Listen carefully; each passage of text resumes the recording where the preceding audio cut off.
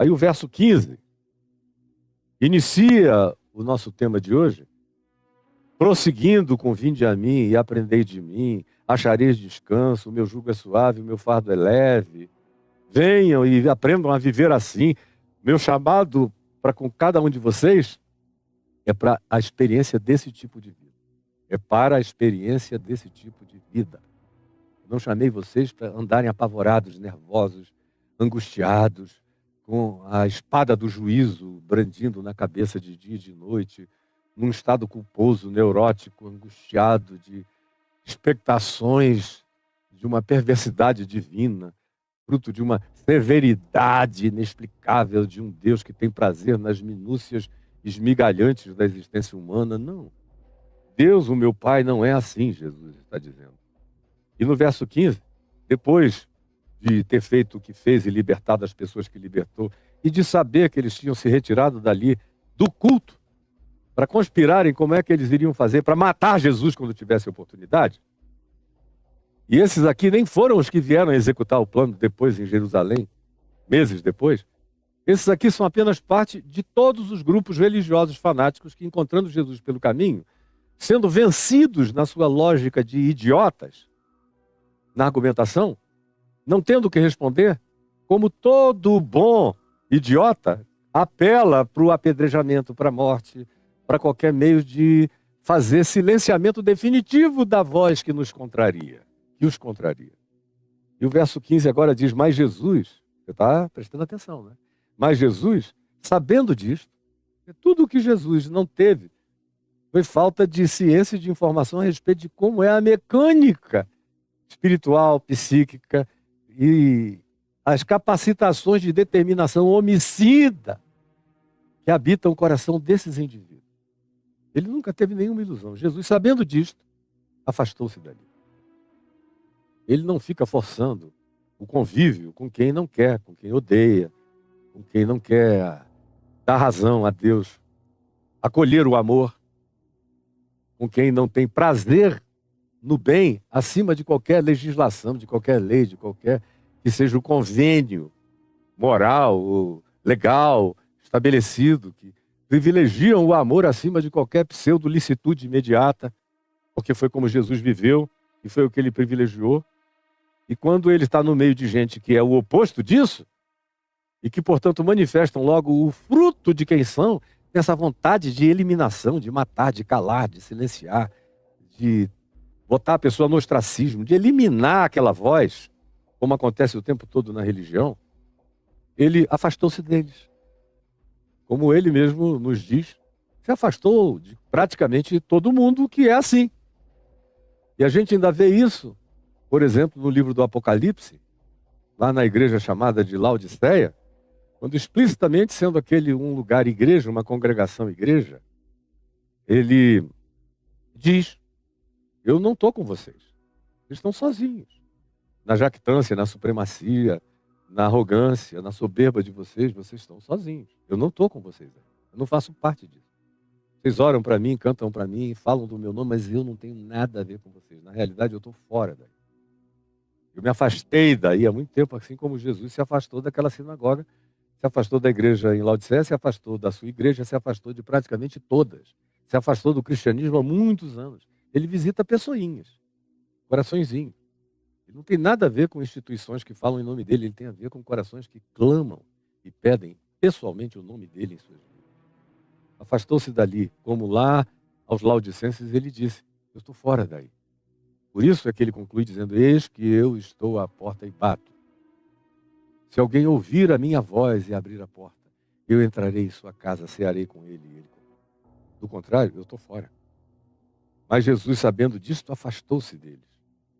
Muitos, todavia, o seguiram. Porque, graças a Deus, sempre tem alguns que entendem. Sempre tem esses pequeninos que acolhem, que aceitam a revelação, que aceitam o tirar do véu, que acolhem o novo entendimento, que têm prazer no que é bom e no que faz bem, ao invés de brigarem por aquelas coisas que só impedem, matam, proíbem, acusam e promovem a diminuição da manifestação da graça de Deus na vida humana. Tem gente que opta por esse lado, contrário a tudo quanto seja amor e graça de Deus, de fato e de verdade.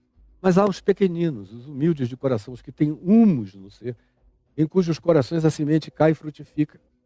Portanto, muitos o seguiram.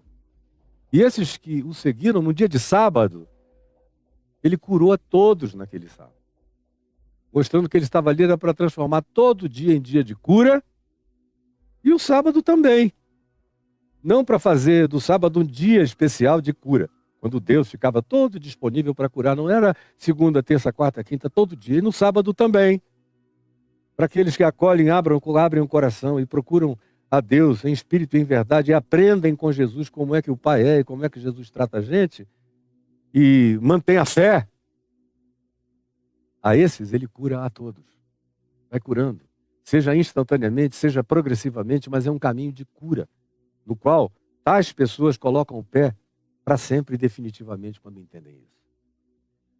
Aí, depois de ter curado a todos, esses muitos, sabendo que o pessoal da sinagoga estava reunido para ver como é que fariam para matá-los, e lembra, a gente está na ambiência da Alta Galileia, perto das searas lá de Jezreel, daqueles campos fartos da Alta Galileia, numa das sinagogas da Alta Galileia, eu já disse que havia 8 importantes sinagogas naquela região, uma delas em Cafarnaum, outra delas em Magdala, mas havia em outros lugares, e essa aqui é uma delas, cuja localização não é mencionada. A gente sabe que havia uma outra em Nazaré, também é Alta Galileia. A Galileia tinha seus centros de congregação importantes. Então, eles estavam em estado de conspiração para ver como eles fariam para matá-lo na Galileia.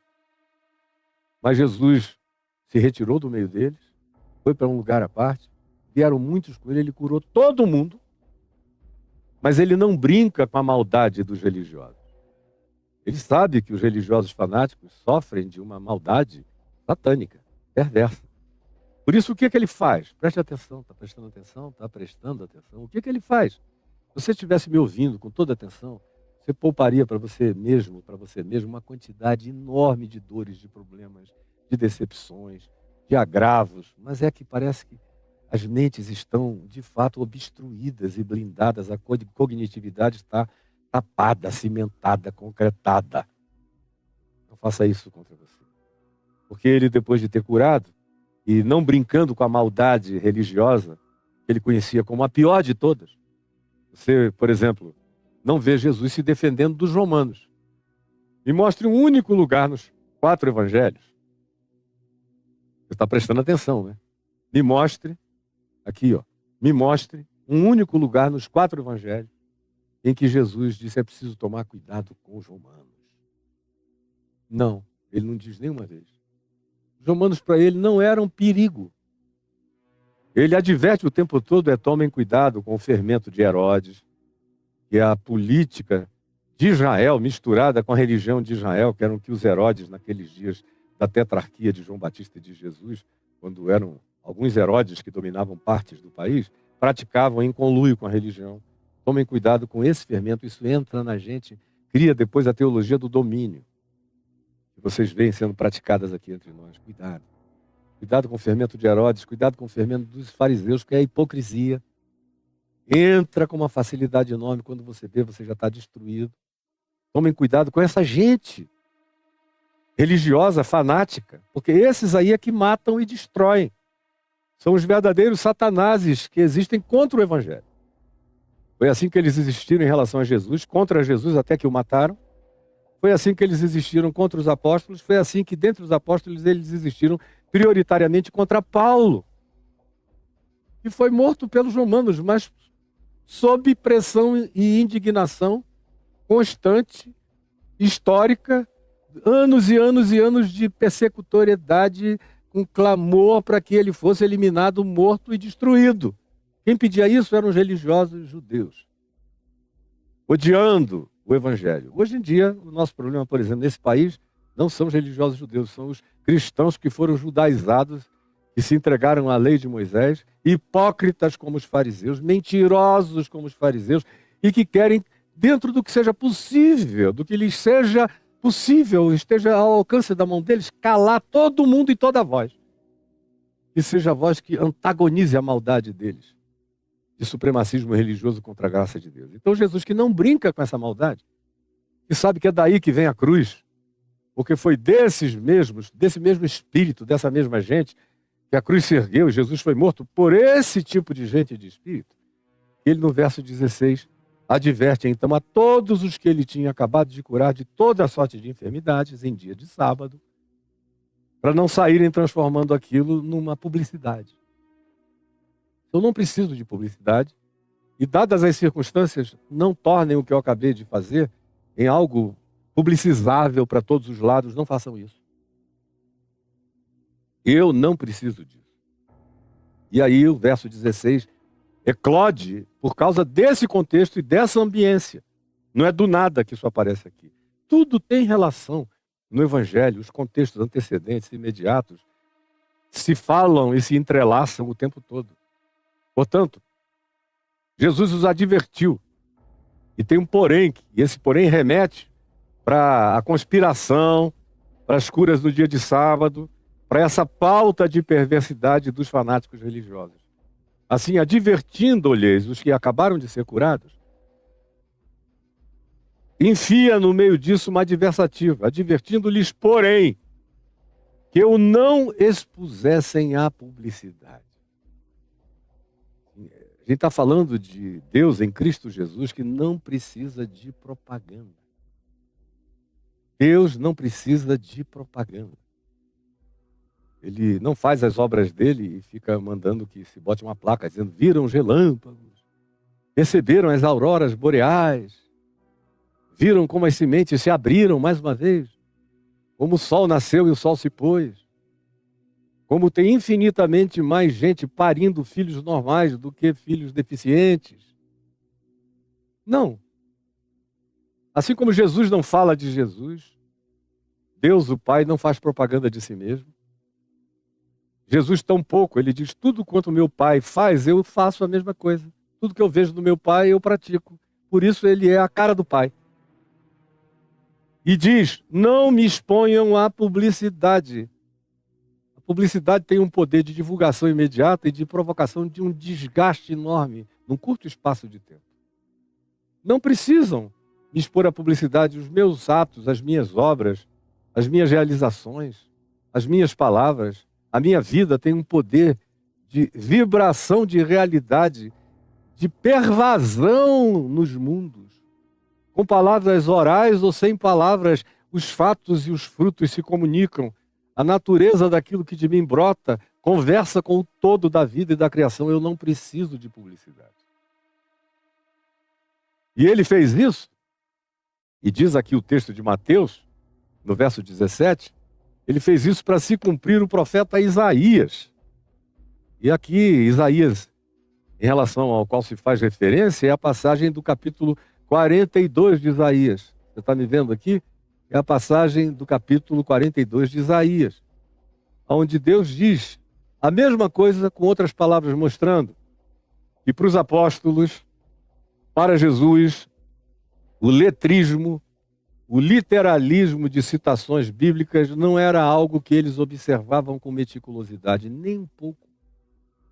Praticamente não há nenhuma citação no contexto e no ambiente, tanto dos evangelhos, dos 4 evangelhos, quanto, por exemplo, na ambiência dos textos de Paulo, que foi quem mais escreveu no Novo Testamento, e quem mais evocou o Velho Testamento em algumas citações, que sejam literais conforme o texto citado, se fosse de Gênesis, fosse de Deuteronômio, fosse dos Salmos, fosse de Isaías ou Jeremias, que são os preferidos de Paulo. Não.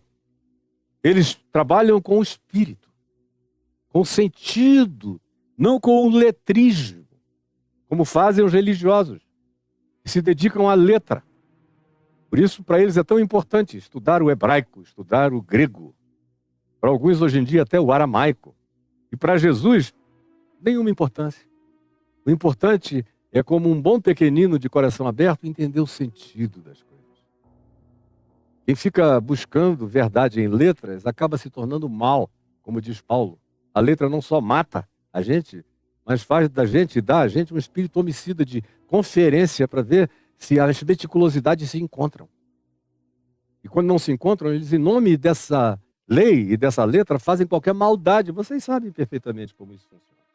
Então, dito isto, vejam só como a citação que Mateus faz de Isaías 42 é tudo menos literalista e letrista minuciosamente. Se diz, eis aqui o meu servo, Isaías 42, a quem sustenho. É o pai dizendo, eu sustento o meu filho, o meu escolhido, em quem a minha alma se compraz, em quem eu tenho prazer. É a vida que existe para mim em gravidade e alegria absoluta. É a do Cristo. Eu pus sobre ele o meu espírito.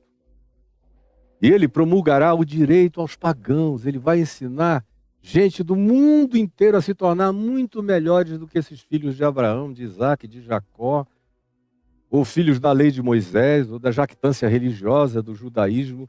Ele vai ensinar o direito aos gentios, aos pagãos da terra inteira.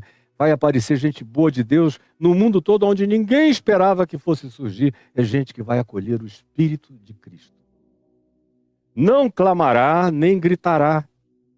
Você nunca espere de Jesus gritaria, nem confusão. Esse não é o Espírito de Cristo. Não clamará, nem gritará, nem chamará atenção. Nem fará ouvir a sua voz na praça, gritando, como fazem esses palradores ignorantes e infatuados para todo lado, fazendo estardalhaços em nome de Jesus, quando o próprio Jesus diz, não, publicidade não, ela só falsifica o produto. E não chama ninguém à verdade da experiência.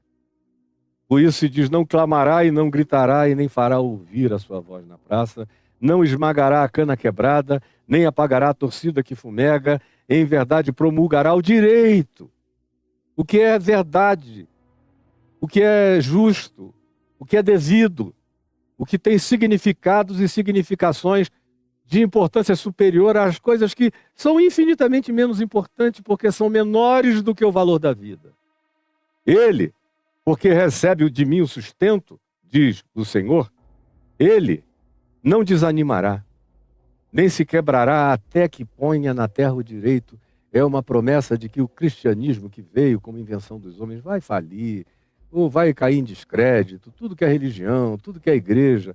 Aquelas 7 igrejas lá da Ásia Menor, do Apocalipse, todas elas acabaram, não tem mais nada lá. Todas acabaram. A que durou um pouco mais foi a de Éfeso, mas acabou também. Você vai lá, você não encontra nada, nem ruína. Só as ruínas greco-romanas, porque até o cristianismo não se construía nenhum templo para Jesus, era tudo reunião de gente e não de lugarização. Portanto, ele não desanimará, o que é uma promessa infalível, equivalente às portas do inferno não prevalecerão contra a igreja. Não é por causa de igreja, é por causa dele, que é o Senhor, que não desanimará no testemunho da verdade dele no mundo, aos gentios, às terras e às nações. Sempre haverá aqueles que representarão o Espírito de Cristo na terra, sem desanimarem. Não desanimará, nem se quebrará. Ninguém vai quebrar esse testemunho até que ponha na terra o direito, até que todo mundo enxergue.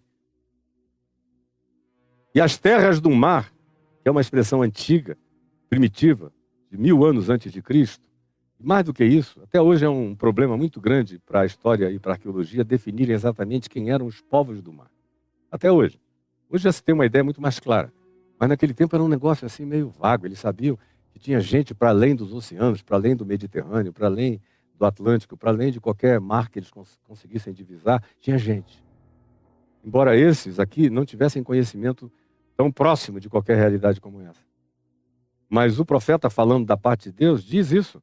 Ele não desanimará, nem se quebrará no seu ânimo, na sua determinação de fazer a verdade e o direito conhecidos por cada alma humana no planeta. E as terras do mar guardarão a sua palavra, o seu ensino, a sua doutrina é o equivalente ao que Jesus ensinou quando o próprio Jesus chamou o evangelho de a minha doutrina, lá em João, no capítulo 7. A minha palavra, minha doutrina, não é uma doutrinação de teologia sistemática, catequese. Isso tudo é a história do cristianismo se apropriando indebitamente de expressões que no passado significaram outras coisas no ambiente do evangelho que entre nós são ouvidas de modo diametralmente oposto. Como a palavra doutrina. Que na boca de Isaías significava uma coisa, na boca de Jesus significava a mesma coisa, na boca de Paulo ainda a mesma coisa, mas que na boca dos seus teólogos e pastores há alguns milênios significa outra, diametralmente oposta. Então, assim diz o Senhor, em Isaías 42. O Senhor que criou os céus e os estendeu e formou a terra e tudo quanto produz. Eu acho essa uma expressão linda. É que eu não tenho tempo para falar só sobre ela aqui agora. E tudo quanto produz. Dessa coisa que tem vida de si mesma. Que carrega uma espécie de deísmo intrínseco, que é a natureza, que tem vida de si mesma. Que é em Deus, mas recebeu de Deus a prerrogativa de produzir em si mesma. Tudo o que produz. E ele é o que dá fôlego de vida ao povo que está na terra, não importando se o povo conhece a ele, não o conhece, é dele que vem a vida, o fôlego, a bênção, a graça e o Espírito sobre todos os que andam sobre a terra. É ele que sopra o Espírito. Eu, o Senhor, te chamei em justiça, tomar-te-ei pela mão e te guardarei e te farei mediador da aliança com o povo e luz para os gentios. Isso é o que Jesus sabe de si mesmo. É o que Jesus anuncia de si mesmo.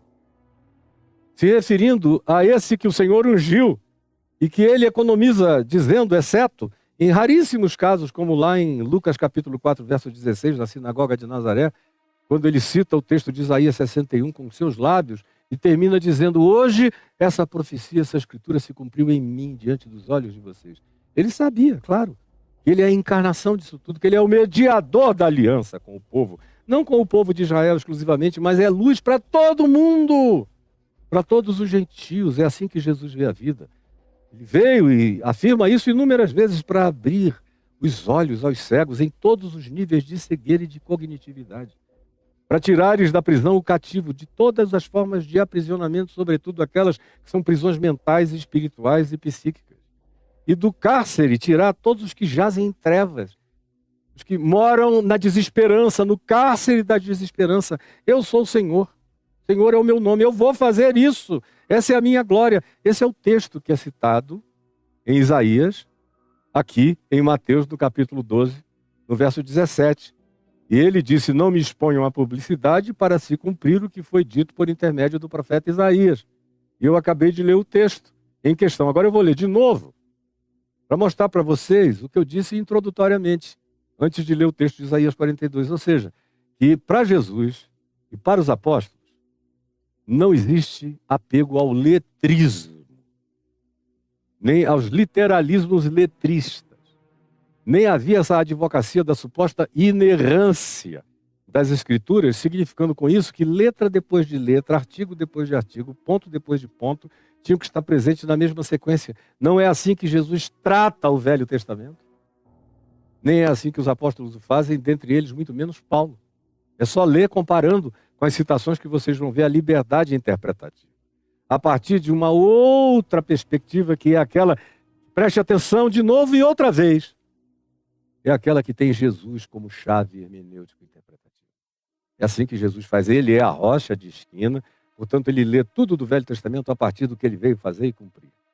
E os apóstolos aprenderam a mesma coisa. E dentre os apóstolos ninguém aprendeu tão bem quanto Paulo. E o que diz, portanto, em Mateus, como é que soa? Preste atenção, em Mateus, como é que soa o texto de Isaías 42? Você está me vendo aqui? Como é que soa em Mateus? Como é que soa para os apóstolos? É assim que se diz o que está no capítulo 42 de Isaías, aqui no texto de Mateus. Olha a liberdade interpretativa. Olha a leveza. São expressões semelhantes, mas com uma liberdade totalmente diferente. Eis aqui o meu servo, que escolhi. Isso está dito lá, está, em arranjos diferentes. O meu amado, está dito lá, não com essas palavras. Diz, aquele em quem eu tenho prazer, aqui é o meu amado. Em quem a minha alma se compraz. Isso é idêntico ao que está dito lá. Farei repousar sobre ele o meu espírito. Está dito lá, da maneira que afirma, colocarei sobre ele o meu espírito, porque era no passado. Aqui é uma linguagem muito mais aninhada, e parece muito mais com essa arquetipia de uma pomba voltando para o ninho. Farei repousar sobre ele o meu espírito. E ele anunciará juízo, no sentido de juízo como direito, verdade, o que tem significado, o que vem primeiro. Porque notem, o contexto todo é sobre o que vem primeiro. E aí o sábado vem bem depois da doença, da cura, da necessidade humana, da vida, porque não foi o homem que foi feito para o sábado, mas o sábado para o homem. É o mesmo Espírito que se anuncia aqui. E diz, farei repousar sobre ele o meu Espírito e ele anunciará juízo. Juízo significando, portanto, direito, verdade, bondade, graça, misericórdia, compaixão, e não o exercício do esfolamento dos holocaustos religiosos. Farei tudo isso vir aos gentios, que são gente que não tem nenhum compromisso com Moisés, com a lei de Moisés, nem precisa ter, eles só precisam entender o meu evangelho. Se os gentios entenderem o meu evangelho, eles estão dispensados de Moisés e de tudo mais. O que eles não podem deixar de entender é o que eu vim fazer na vida, e o meu mandamento de amor para ser vivido e praticado é isso que vai revolucionar as pautas pagãs em toda a história humana, como aconteceu. De os gentios do planeta terem se tornado pessoas muito mais leves e humanas do que os religiosos de Israel até o dia de hoje. É muito mais ameno o convívio com a compreensão dos gentios e dos pagãos do que com a compreensão dos rabinos radicais, do literalismo e do letrismo da Torá, conforme interpretada, praticada entre eles e ensinada para os crentes que se tornaram piores do que eles. Portanto, o verso 19 aqui de Mateus 12 diz: não contenderá. É uma coisa que não está dita em Isaías 42 explicitamente, mas está insinuada. Portanto, aquele que cita, que é Mateus aqui, o capítulo 42 de Isaías, se permite a interpretação do espírito do texto e não do letrismo literal do texto. Não contenderá, não está escrito lá, mas é o que está escrito nos Atos de Jesus. É por isso que ele se retira do meio deles, porque ele não fica para briga. Ele não aceita ser pautado pelos outros, é ele que pauta a vida, não são os outros que pautam a existência.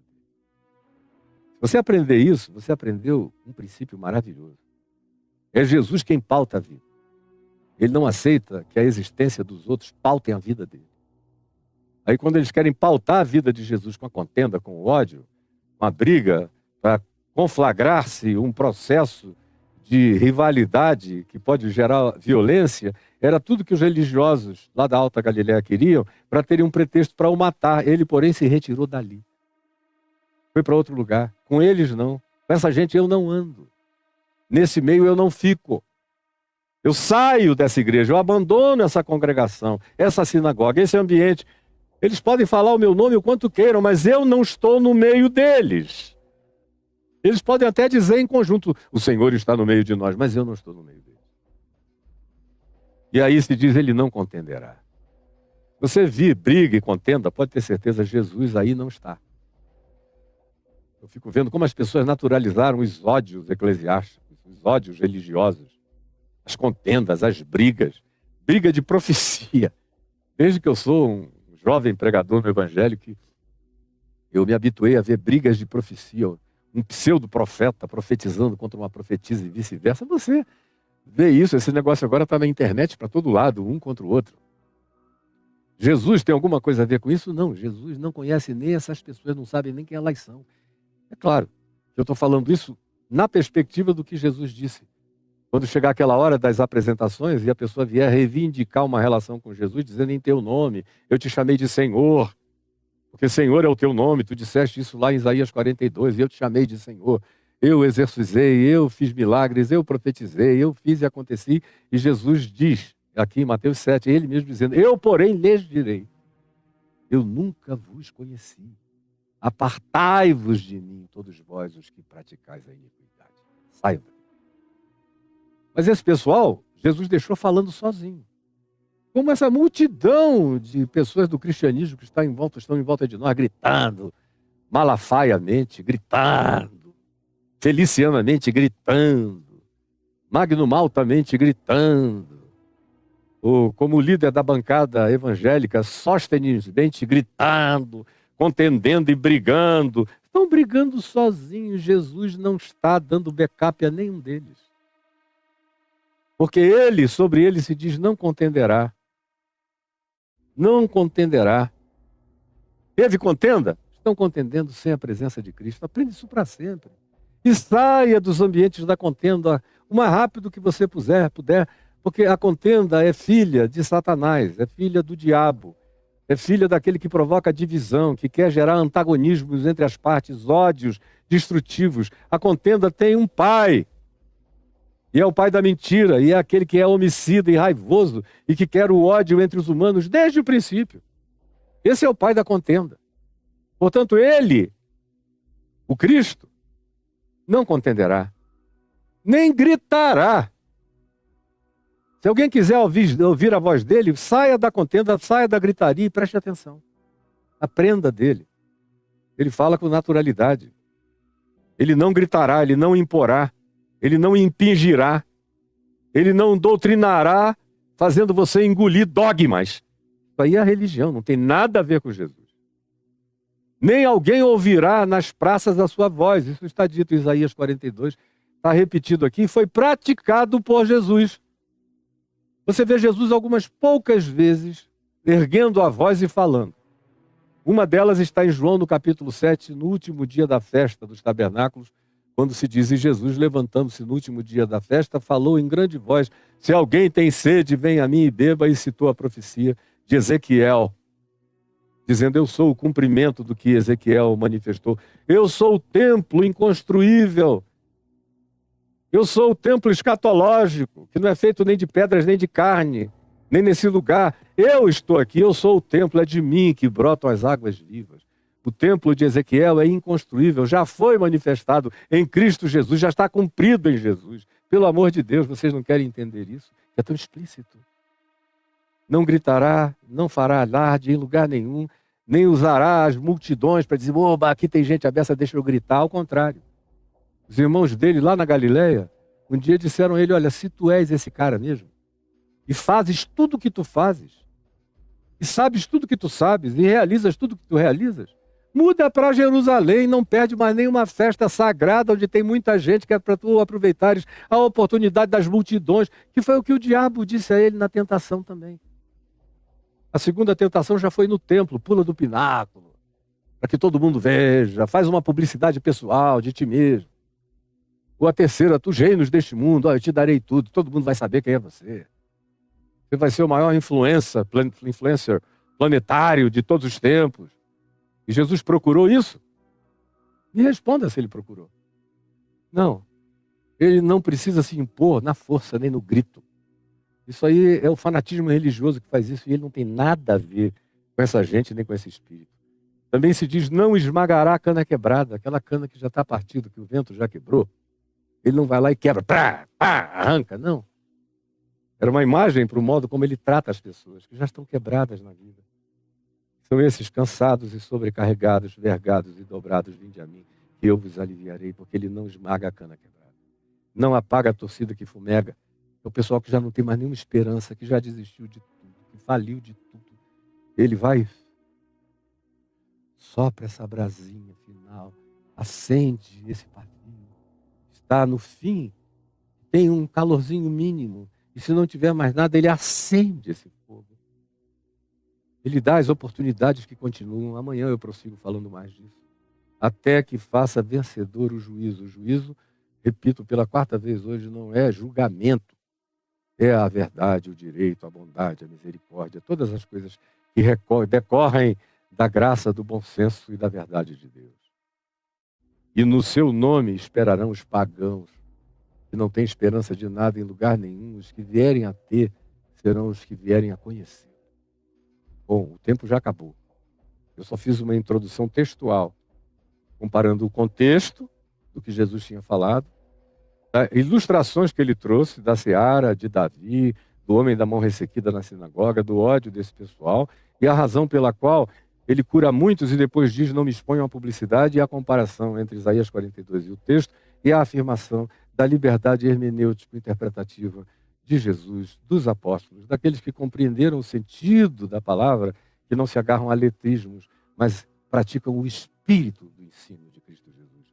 A palavra de Deus é espírito e é verdade, como Jesus disse em João 6. As minhas palavras não são pedra, nem são carne, nem são sangue, nem são livros, nem escrituras materializadas. As minhas palavras são as que procedem de mim e são encarnadas por mim. Está lá em João 6, leia. São espírito e são vida, para quem quiser entender. E eu te peço agora, Jesus, que essa singela explicação, eu já trouxe milhares de vezes na vida, nos anos todos que tu me deste de pregação, de ensino, de demonstração e de clarificação do Evangelho, que essa palavra hoje alcance mais uma vez o coração daquele que já ouviu muitas vezes e não a entendeu ou não a acolheu, e o coração daquele que esteja pela primeira vez ouvindo e discernindo agora, compreendendo melhor quem tu és e como tu és a antítese de tudo que a religião diz que tu és. Porque eles fabricaram um diabo em nome de Jesus, que não tem nada a ver com Cristo do Evangelho. Que a tua palavra nos vença e nos salve. É o que eu te peço em teu nome, Jesus.